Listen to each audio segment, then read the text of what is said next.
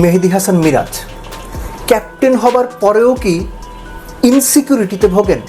তার মতো রোলের কেউ যদি তার চেয়ে ভালো করে ফেলেন, তিনি কি তাতে ভয় পান?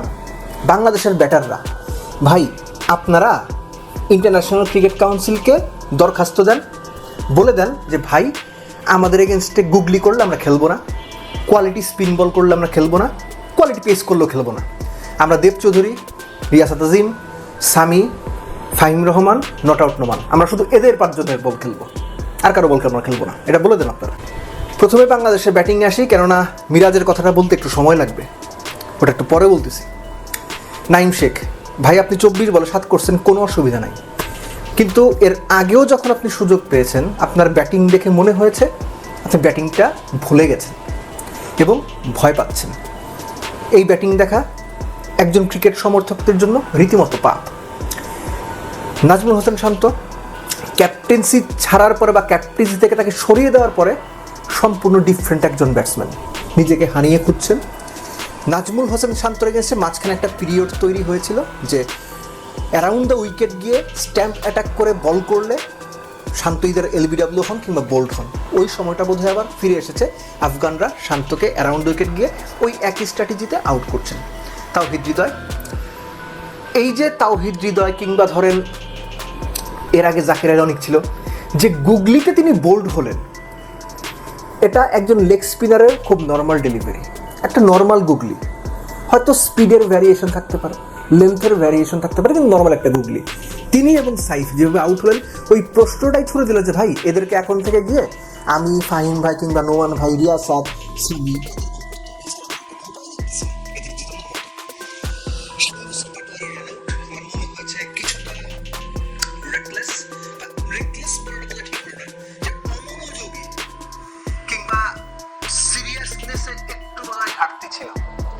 একটা টিম প্রথম ম্যাচে 67 রানে 6 উইকেট হারায়, দ্বিতীয় ওয়ানডেতে 80 রানে 8 উইকেট হারিয়ে অল আউট হয়, বা 70 রানে 8 উইকেট হারিয়ে অল আউট হয়।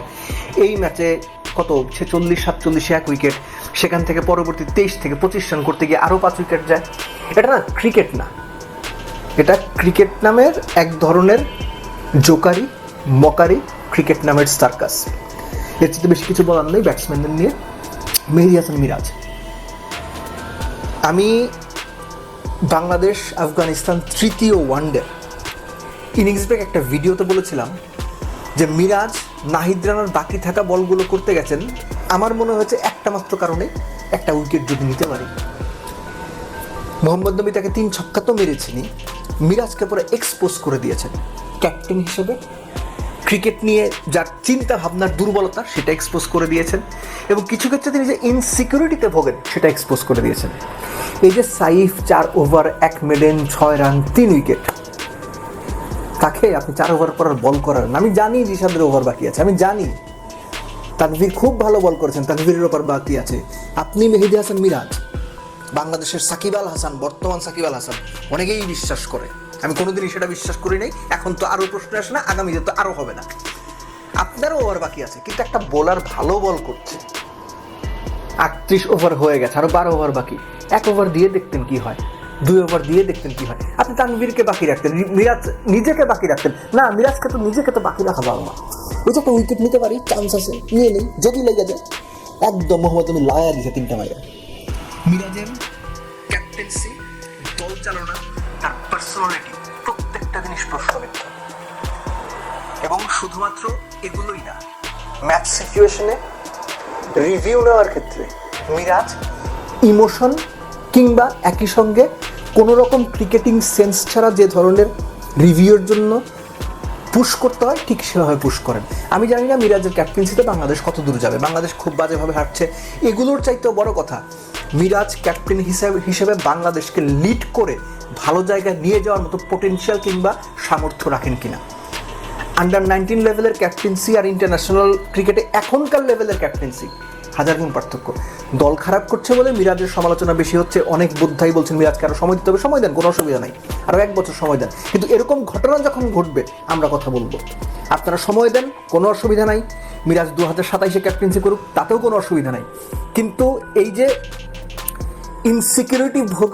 ইনসিকিউরিটিতে ভোগে ক্যাপ্টেন্সি করা, ভুলভাল সিদ্ধান্ত নেওয়া, ভুলভাল রিভিউ নেওয়া, কাজের সময় কাজের কাজ করতে না পারা, এগুলো যতদিন ঘটবে ততদিন আমরা কথা বলবো, আমি কথা বলবো।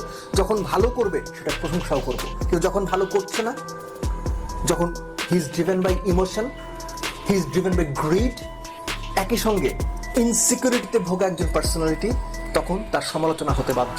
কারণ আমি আবারও বলি, এটা শুধুমাত্র 15 জন ক্রিকেটারের ক্রিকেট টিম না, ড্রেসিং রুমে বসে থাকা স্বজনপ্রীতি করা কোচের টিম না, শুধুমাত্র বিসিবির টিম না, তারা main stake holder, cricketers, coaches, BCB. কিন্তু এই ক্রিকেট টিমের দায়বদ্ধতা 18 কোটি মানুষের প্রতি, এটা ভুলেন না।